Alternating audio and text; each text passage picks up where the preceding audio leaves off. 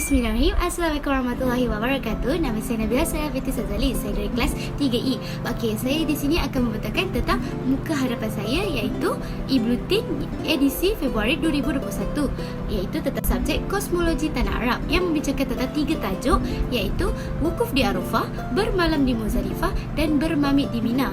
Di sini kami akan membincangkan tentang sejarah-sejarah tempat-tempat peristiwa berikut, cara mengerjakan aktiviti-aktiviti berikut, beberapa perkara sunat, syarat-syarat melakukannya. Baiklah, kita teruskan dengan page kita yang kedua, iaitu sidang redaksi. Kita mulakan dengan ahli jawatan. Yang pertama adalah pensyarah kita, iaitu Miss Fatin. Dan yang kedua, sebagai penasihat, iaitu saya, Nabila Suhaila. Yang ketiga, penulis yang dipegang oleh Fatini Uzma. Dan yang keempat dan kelima, iaitu ketua editor dan designer bulletin, iaitu Firas dan Izzat Aiman. Dan akhir sekali sebagai pencari maklumat, iaitu Daniel Fitri. Baiklah, seterusnya kita akan teruskan dengan isi kandungan. Di muka surat pertama, kita dapati tentang pengenalan, menceritakan beberapa latar belakang tentang Mina, Muzdalifah dan juga Arafah. Seterusnya adalah tentang pengenalan Arafah. Kita dapati untuk beberapa definisi tentang Arafah dan apa itu wukuf, juga bilakah waktu wukuf di Arafah.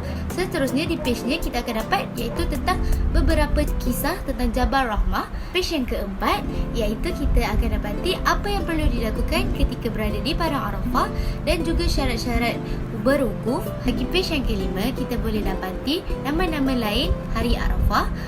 Seterusnya, amalan-amalan berwukuf di Arafah. Bagi page yang ketujuh, iaitu pengenalan Muzdalifah yang menerangkan apa itu Muzdalifah dan juga maksud Muzdalifah.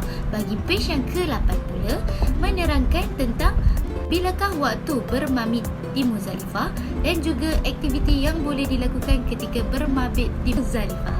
Bagi page yang ke-9 ini menerangkan tentang pengenalan Mina, iaitu apa itu Mina dan juga maksud Mina. Bagi page ke-10 pula menerangkan tentang bilakah waktu bermabit di Mina. Bagi page yang ke-11 dan 12 pula menerangkan tentang penutup dan muka belakang yang mempromosikan Kolej Profesional Baitul Mal. Sekian, itu sahaja. Assalamualaikum warahmatullahi wabarakatuh. Nama saya Muhammad Firas Alian bin Muhammad Fuad, DHU 20024836. Jadi pada video kali ini kami akan membentangkan mengenai Muzdalifah, Arafah dan Mina. Jadi macam kita tahu, tujuan kami membuat e-bulletin ni adalah untuk memberi pengetahuan kepada semua orang mengenai Muzdalifah, Arafah dan Mina ni. Jadi kami mengaplikasikan e-bulletin ni sebagai medan untuk pencarian ilmu, untuk mencari ilmu yang bermanfaat. Sebab kalau kita tahu sekarang kan orang banyak gunakan telefon, gunakan TV, gunakan laptop sebagai medan untuk mencari ilmu. Kalau letak orang dulu gunakan buku, perpustakaan kan. Jadi sekarang zaman dah makin moden, zaman dah berubah. Jadi saat tu kami mengambil inisiatif untuk memilih membuat e-bulletin daripada majalah biasa. Jadi pada e-bulletin ni kami menerangkan mengenai Muzdalifah, Arafah dan Mina. Jadi mari kita sentuh sedikit mengenai Muzdalifah, Arafah dan Mina. Seperti yang kita ketahui, Muzdalifah adalah suatu kawasan dari kawasan yang terletak di antara Arafah dan Mina di Arab Saudi. Kawasan ini merupakan sebahagian dari tanah haram. Jadi dekat Mekah. Umat Islam yang menunaikan ibadah haji pada bulan Zulhijjah adalah diminta untuk berada di Muzdalifah. Sekurang-kurangnya dari waktu terbit fajar hari Nahr tanggal 10 Zulhijjah. Menurut ulama tanggal 10 Zulhijjah ni daripada menurut pandangan ulama Syafi'i dan juga pandangan ulama Hambali. Boleh dari setengah akhir malam pada hari Nahr sampai waktu terbit matahari hari Nahr. Jadi kalau kita nak tahu lebih lanjut apa hari Nahar semua tu kan, jadi kita terus bersama kami. Nanti kami akan terangkan lebih mendalam mengenai apakah itu hari Nahar semua dia akan terangkan dalam tu. Selain itu, Arafah adalah berasal dari nama bukit, iaitu Bukit Arafah. Dalam bahasa Arab dia Jabal Arafah. Jabal Arafat ialah sebuah bukit berbatu granit yang terletak di sebelah timur Mekah, Arab Saudi. Ia juga dikenali sebagai Bukit Rahmah, itu Jabal Rahmah. Dan akhir sekali iaitu Mina. Mina merupakan sebuah lembah padang pasir yang terletak sekitar 5 km dari kota Mekah, Arab Saudi. Mina paling dikenali sebagai tempat pelaksanaan ibadah melontar jamrah. Macam kita tahu orang baling-baling tu, tu dia buat dekat ibadah haji ni dilakukan di Mina. Dan selain itu, di Mina juga terdapat tanda-tanda yang menjadi tempat penginapan bagi ratusan ribu jemaah haji. Sebab nanti diorang nak berehat, nak bermalam kat Mina kan. Sebelum nak meneruskan lagi ibadah haji seterusnya. Bismillahirrahmanirrahim. Assalamualaikum warahmatullahi wabarakatuh. Nama saya Nabila Suhaila binti Sazali. Saya dari kelas DPSU 3E. Baiklah, saya di sini akan menerangkan tentang Arafah. Seperti yang kita tahu, Arafah ini merupakan salah satu tempat untuk kita mengerjakan salah satu ibadah haji, iaitu wukuf di Arafah. Seperti yang kita tahu, haji ini merupakan salah satu ibadah yang murni yang diwajibkan atas setiap muslim yang mampu melaksanakannya. Kewajipan ini merupakan rukun Islam kita yang kelima. Jadi, ianya termasuk dalam salah satu rukun haji, iaitu adalah wukuf, yang mana merupakan salah satu rangkaian dari seluruh rangkaian ibadah haji. Kegiatan ini tidak boleh ditinggalkan oleh seseorang yang melakukan ibadah haji kerana ia merupakan salah satu rukun, dan salah satu rukun ini merupakan salah satu unsur yang penting sama sekali dan kita tak dapat tinggalkannya. Jika ditinggalkannya, maka haji seseorang itu menjadi tidak sah, boleh jadi tidak sah jika kita meninggalkan salah satu rukun haji itu kerana ia merupakan salah satu unsur. Faham? Baiklah, seterusnya dia punya tahap tidak sah tu meskipun seseorang itu sedang menderita sakit maupun tidak dapat berjalan ataupun tidak dapat duduk, ianya tetap harus dibawa ke Arafah untuk melakukan wukuf, walaupun wukufnya dalam keadaan ianya sedar maupun tidak sedar. Baiklah, itu sedikit pemula kata tentang Arafah. Saya akan teruskannya dengan terangkan dengan Arafah ini merupakan salah satu nama tempat, iaitu Padang Arafah. Padang Arafah merupakan daerah terbuka dan luas yang terletak di sebelah timur luar kota suci Mekah. Jadi di sinilah seluruh umat Islam menunaikan rukun wukuf, iaitu wukuf di Padang Arafah.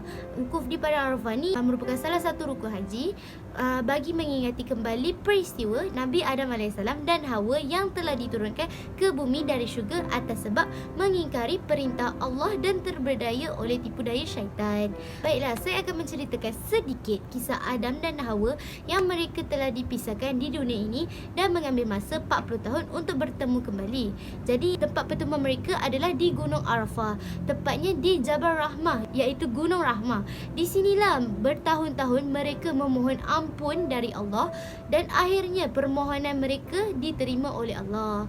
Okey, baiklah. Setelah itu mesti kita akan tertanya apa itu wukuf. Jadi saya akan terangkan dengan definisi wukuf. Definisi wukuf ialah kata wukuf adalah keberadaan haji di Arafah ada dan menetap di sana. Wukuf berarti berdiri, berada ataupun berhenti pada suatu tempat di Padang Arafah itu walaupun seketika, walaupun sesaat. Okey. Menurut istilah, wukuf ini berhenti di Arafah pada waktu tertentu dengan niat ibadah. Seterusnya, kita tentu menjadi pertanyaan kepada individu, bilakah waktu kita perlu mengerjakan wukuf ini?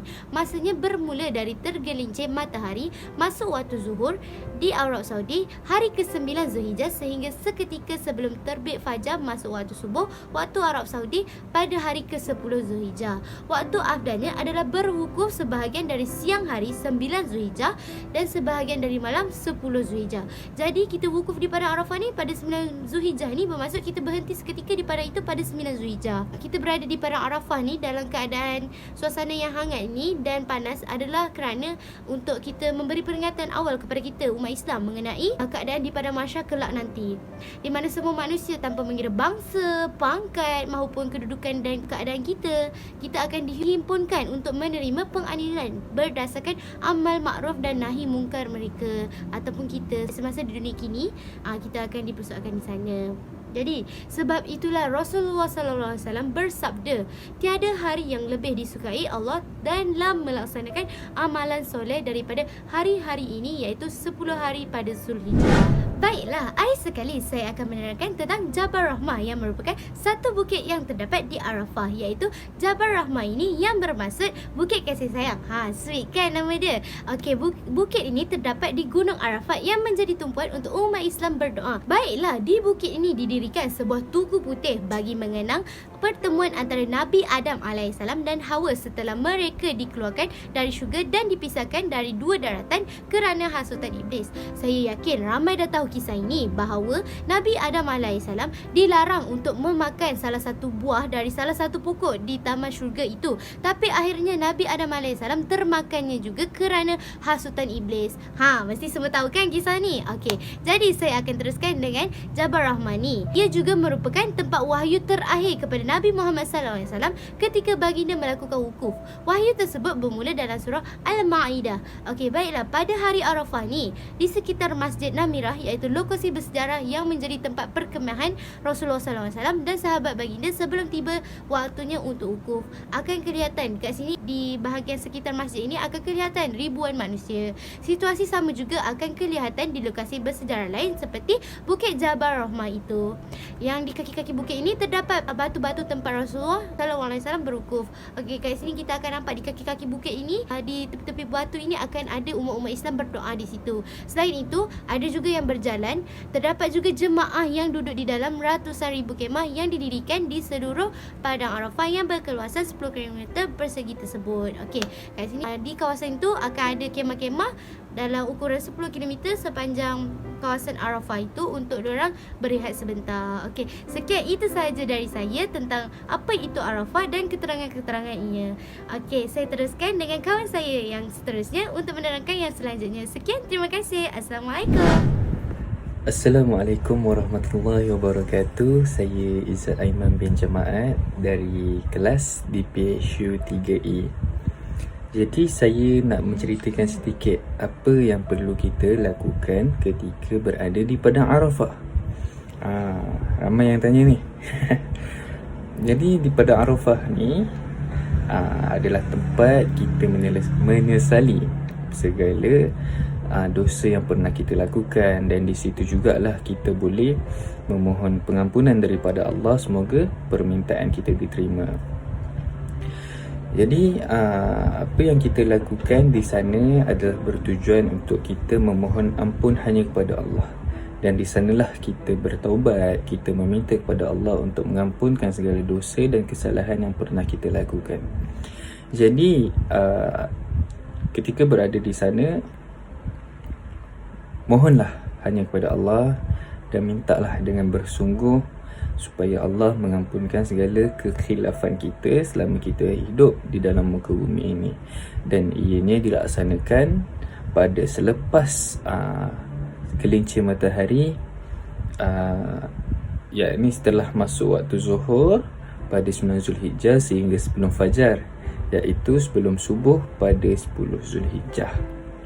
Jadi dalam berwukuf di Arafah ni ada syarat-syaratnya. Yang pertama, telah berihram dengan niat haji.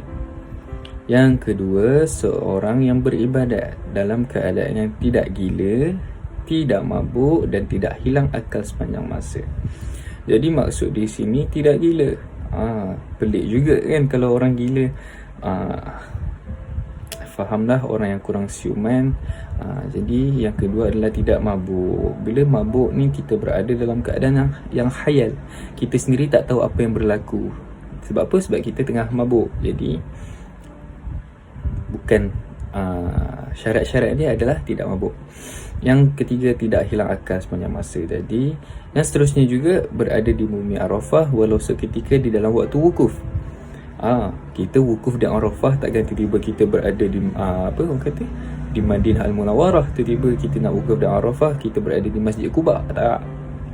Maknanya kita wukuf di Arafah, maknanya kita kena ada di Arafah. Syarat dia walaupun seketika. Yang ni akan diceritakan lebih lanjut tentang cerita Muzdalifah lah, yang akan disampaikan oleh pembentang yang selepas ini. Jadi untuk hari Arafah ni ada nama lain. Ada nama lain bagi hari Arafah.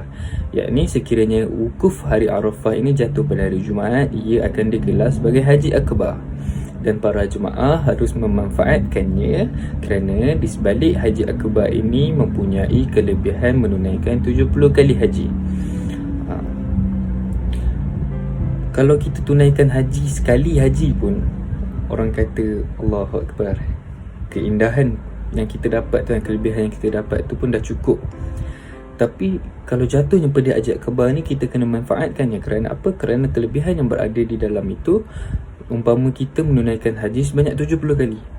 Wah, kan? Subhanallah, hebat. Jadi seterusnya amalan berwukuf di Arafah. Apa orang kata macam tadi kan, apa yang perlu dilakukan, ini adalah amalan-amalan antara amalan-amalan sunat ketika berwukuf di Arafah. Yang pertama, mandi sunat wukuf. Sama macam mana kita mandi sunat Jumaat bagi para lelaki, seterusnya mandi sunat hari Aidilfitri, macam-macam kan. Samalah juga dengan wukuf di Arafah, mandi sunat wukuf. Yang kedua, bertaubat. Daripada kita buang masa, baik kita bertaubat, kita mohon ampun kepada Allah. Sebab apa?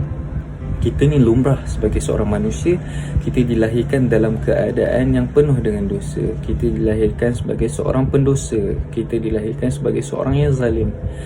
Tak ada manusia yang sempurna melainkan para nabi dan para rasul. Jadi bertaubatlah kepada Allah. Yang ketiga, solat berjemaah. Sebaik-baiknya solat berjemaah lah kan. Takkan kita nak solat sendiri di tanah suci ni. Orang kata solat jemaah tu besar pahala kan, berlipat ganda daripada solat seorang. Jadi solat berjemaah. Yang keempat, solat jamak dan qasar Zuhur dan Asar. Yang kelima, membaca Al-Quran bagi mengisi masa yang kosong. Yang keenam, kuliah Fadilah Arafah. Yang ketujuh, solat-solat sunat. Solat-solat sunat antara contohnya solat sunat hajat, solat sunat taubat, macam-macam.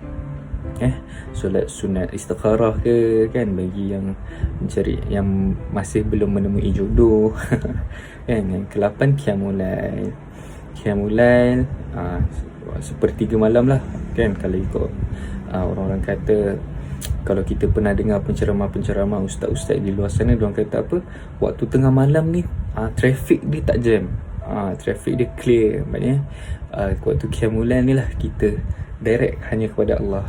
Waktu tu kita direct antara kita dengan Allah, trafik tak jam. Kalau waktu-waktu biasa ramai kan, bab kata ustaz, penceramah-penceramah kat luar sana. Jadi itu saja daripada saya. Kita teruskan dengan selepas ni lah, dengan pembentangan seterusnya. Jadi maaf anda ada tersalah informasi atau terkurang dalam menyampaikan. Sesungguhnya yang baik datang daripada Allah, yang buruk tu datang daripada saya sendiri. Sekian, wabillahi taufiq wal hidayah. Assalamualaikum. Assalamualaikum warahmatullahi wabarakatuh. Nama saya Nur Fatini Uzra binti Khairul Anwar daripada kelas DPHU 3F. Nama matrik saya ialah DHU 202025057. Sejarah Muzdalifah ialah Muzdalifah bermaksud tempat untuk mendekatkan diri kepada Allah. Di sini banyak orang berdoa, berharap dan meminta keampunan kepada Allah. Dalam buku Haji dan Umrah yang ditulis oleh M. Quraish Shihab dijelaskan bahawa ketika menunaikan haji, Rasulullah SAW melakukan jamak takhir salat maghrib dan isyak. Baginda kemudian meneruskan salat isyak dan berehat hingga fajar.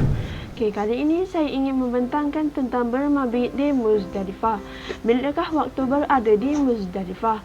Waktu berada di Muzdalifah ialah selepas paruh malam 10 Zulhijjah, iaitu selepas wukuf sehingga sebelum terbit fajar. Aktiviti bermalam di Muzdalifah. Firstly, salat sunat.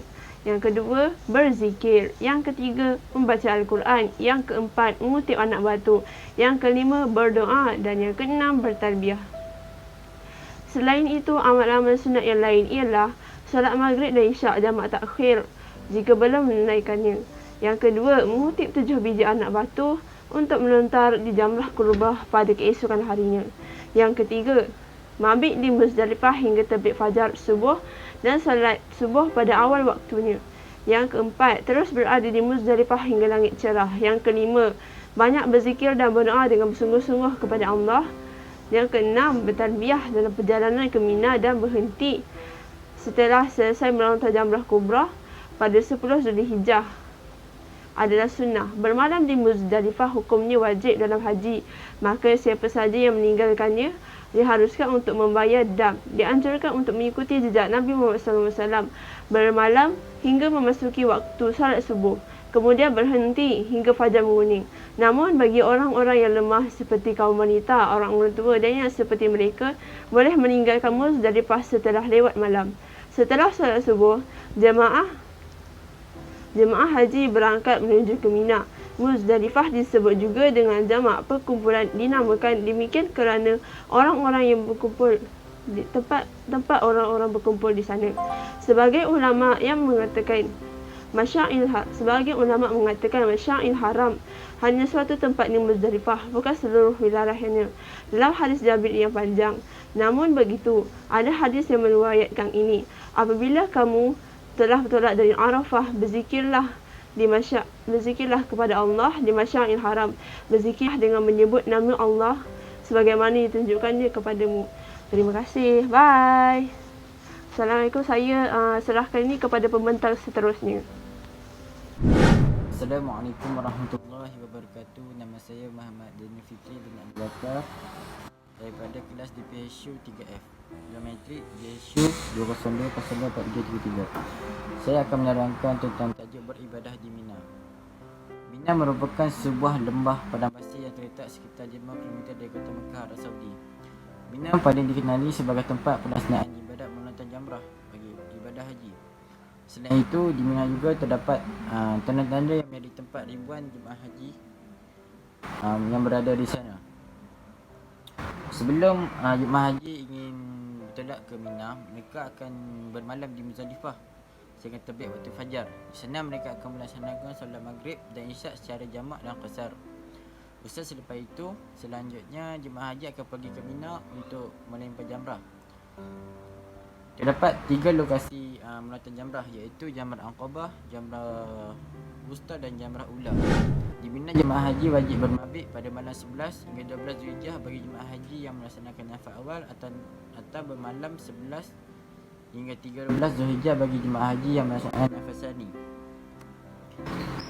Di Mina terdapat sejarah yang berlaku di sana. Antaranya ialah Nabi dahulu pernah menginap di malam 9 hingga 13 Zulhijjah. Di tempat itu pula dilakukan penyembelihan hadyu. Di situ pula terdapat masjid besar yang bernama Qaif. Sejarah dinamakan Mina ialah kerana banyaknya darah yang ditumpahkan di dalamnya. Atau ada riwayat bahawa setelah Jibril ingin menyanyikan Adam, ia berkata, "Tamanna, berceritalah, mengharaplah." Ia menjawab, "Atamanna al-jannah." Oleh sebab itu disebut Mina, kerana adanya harapan niat untuk masuk ke syurga. Cara beribadat di Mina ialah sebelum melontar jamrah, lihatlah situasi di sekeliling. Jika terlalu padat dan bersesak, sebaiknya tunda untuk melontar terlebih dahulu. Carilah waktu-waktu yang longgar untuk melontar jamrah. Dan jangan cari afdal, tapi jangan mengembangkan diri sendiri. Seterusnya, setelah melontar jamrah Aqabah, cari tempat yang sepi di pinggir jamrat untuk melaksanakan tahlul awal dengan bercukur rambut minimal 3 helai rambut. Setelah itu pulang dan kembalilah ke tempat kemah. Jika anda telah melaksanakan tahlul awal, maka pakaian ihram bisa dilepas dan bisa berpakaian seperti biasa.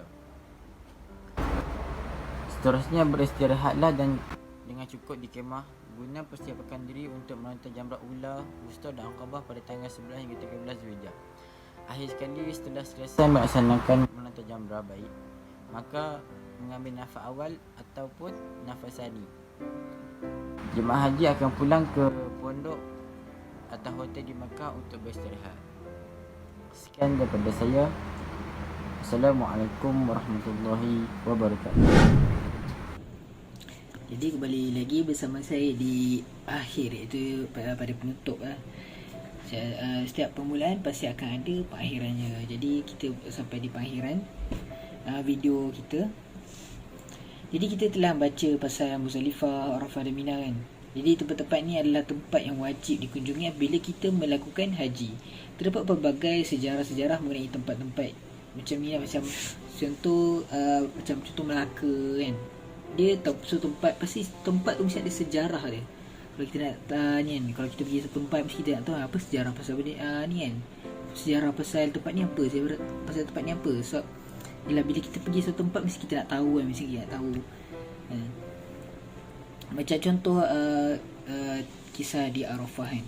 Arafah ni adalah pertemuan di antara Nabi Adam dan juga Nabi Adam dan Hawa. Jadi apa yang kita dapat kalau nak sini apa tak?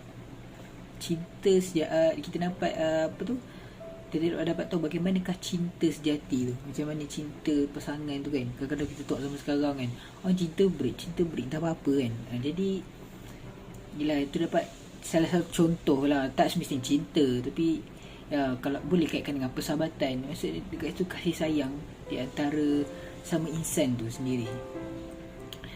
Jadi jika kita yang macam saya cakap tadi, jika kita pergi satu tempat tu, mesti kita nak tahu satu tempat tu macam mana dia punya sejarah, macam mana dia punya asal usul dia. Macam kita lah kan, kita lahir-lahir sikit nak tahu kan apa keturunan kita kan, keturunan mana ni, keturunan Landun ke mana kan. Jadi justru itu ini juga dapat membantu kita untuk mengerjakan ibadah haji. Macam contoh kita pergi Arafah kan, mesti kita macam kita dah tahu tempat ni dia punya sejarah dia macam mana. Jadi kita tahu macam asal-usul macam ni, asal-usul macam ni. Jadi dia dapat menambah ni dah membantu kita dapat haji yang mabrur. Sebab kita dapat tahu bagaimana, sebab sejarah ni dia banyakkan pengorbanan tau. Jadi kita tahu pasal pengorbanan setempat tu, macam bagaimana dulu Nabi Ibrahim mendirikan Kaabah. Jadi kita dapat tahu pengorbanan kat situ. Waktu tu Nabi Ismail kan, kita dapat tahu bagaimana satu pengorbanan untuk mendirikan agama Allah ni.